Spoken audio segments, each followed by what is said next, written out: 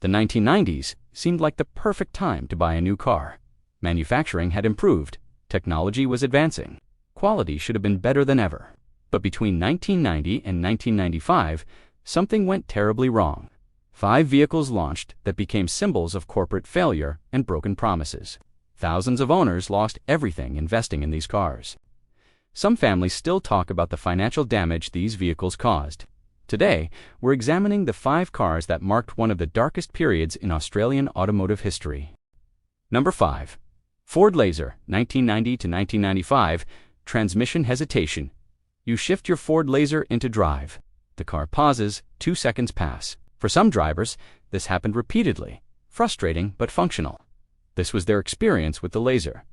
The Ford Laser arrived in 1990 as affordable, compact transportation based on Mazda's platform. Thousands purchased it. Certain drivers reported transmission hesitation when engaging drive or reverse, a 1 to 3 second delay before the vehicle responded. Some also mentioned harsh gear shifts and occasional slipping. However, many Laser owners never experienced these issues. The 1.6-liter Mazda engine proved reliable in most vehicles, delivering 100 horsepower and around 8.5 liters per 100 kilometers fuel economy. Interior quality was typical for 1990s economy cars: dashboard cracking, seat compression, interior rattling.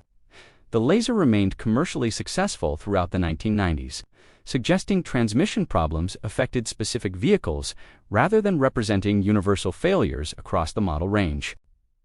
Drivers experiencing hesitation found it frustrating but manageable. The car still functioned safely. Some owners adapted and kept their vehicles for years. Others traded them early, accepting financial losses. The Laser's continued popularity indicated that, while transmission problems existed, they didn't affect all owners equally. Individual experiences varied significantly across vehicles produced. Number 4. Mitsubishi Lancer, 1992 to 1995. Oil leaks, you park your Mitsubishi Lancer. The next morning, an oil stain appears underneath. The oil level is noticeably lower.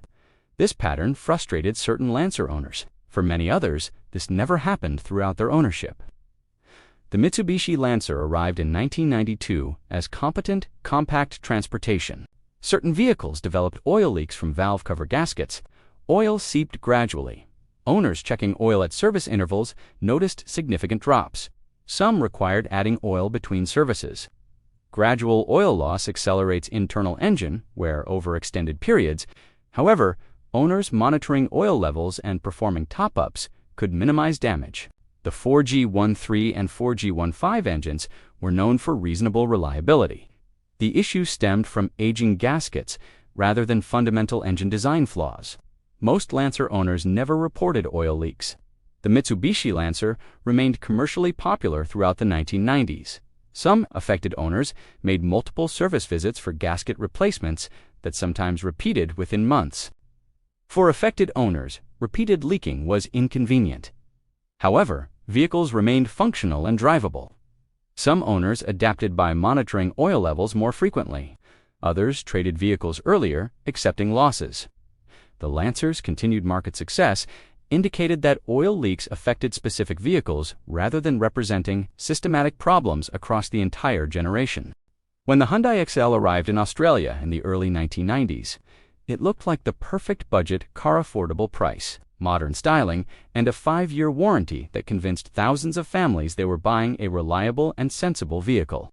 On paper, the Hyundai Excel seemed like an unbeatable deal, offering modern features, impressive fuel economy, and a warranty that promised buyers peace of mind for years to come. But after only a short time on Australian roads, many owners began noticing something alarming: small patches of rust appearing on cars that were barely a year old. Within 18 months of ownership, many Hyundai Excel vehicles that had been carefully maintained and regularly washed began developing visible rust along door bottoms and body seams. By the time these cars were only 2 or 3 years old, the rust had spread aggressively across floor pans, structural supports, and even fuel tank mounting points.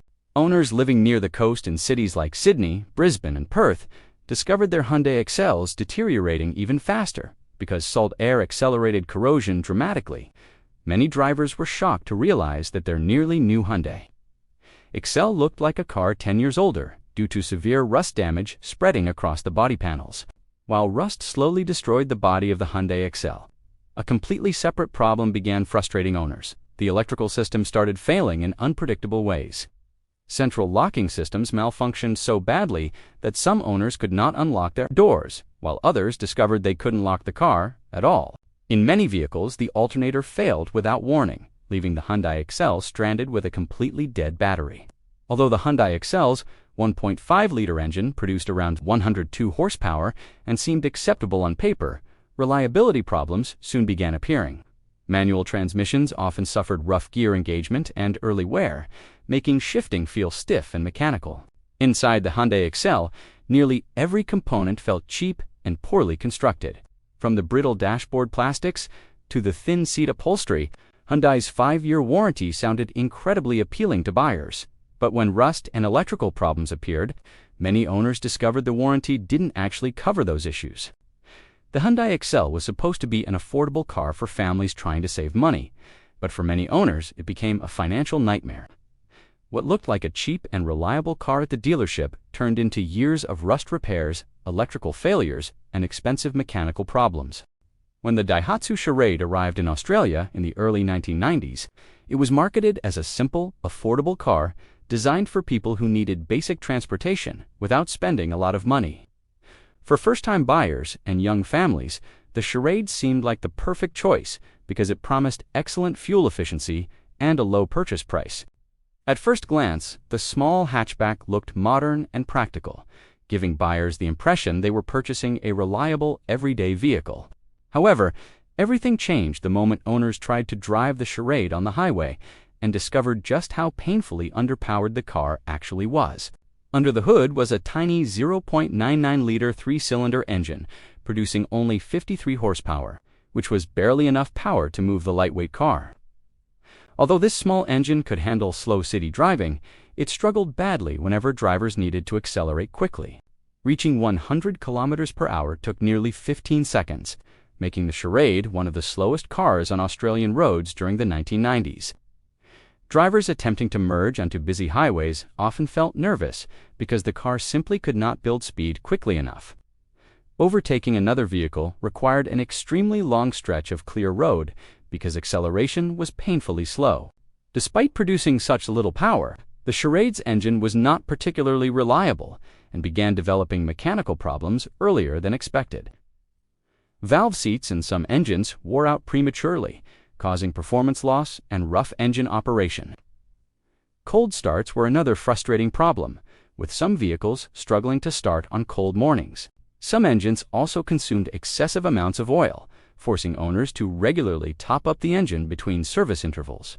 The 3-speed automatic transmission made the car feel even slower, delaying acceleration and making highway driving frustrating.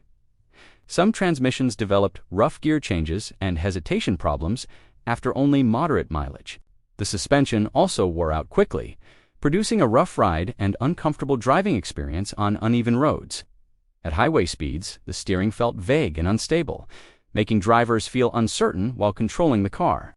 In the end, the Daihatsu Charade became an example of how extreme cost-cutting can ruin a car, creating a vehicle so slow and underpowered that it struggled to perform basic everyday driving tasks. When the Holden Commodore VN launched in 1991, it was promoted as a proudly Australian-built luxury sedan packed with advanced technology that would prove Holden could compete with the best modern cars in the world. The marketing promised sophisticated electronics, modern fuel injection, and intelligent engine management systems designed to make the Commodore smoother, faster, and more efficient than previous generations. However, soon after thousands of Australians purchased the Holden Commodore VN, owners began experiencing strange electrical problems that quickly turned excitement into frustration. The biggest problem was the car's advanced electronic engine management system, which controlled the engine fuel injection, ignition timing, and even the automatic transmission. Instead of improving reliability, the computerized system created constant problems that drivers had never experienced in older mechanical vehicles. Many owners reported the engine randomly stalling while waiting at traffic lights or even while accelerating on busy highways. Some drivers experienced engine stalls several times a day, forcing them to wait 10 to 20 minutes before the electronic system would reset and allow the engine to start again. On cold mornings, the situation became even worse because the computerized system often refused to start the engine at all. Some frustrated owners learned they had to let their car warm up for 10 to 15 minutes before driving just to prevent the engine from stalling again.